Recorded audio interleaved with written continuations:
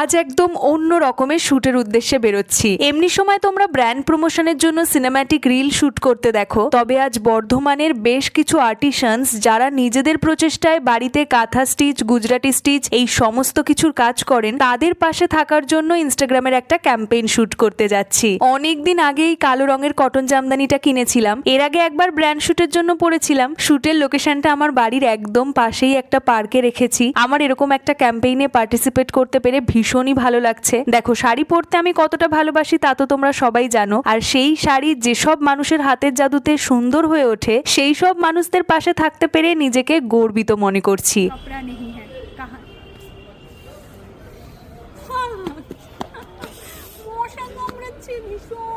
আমার পায়ে প্রচন্ড মশা।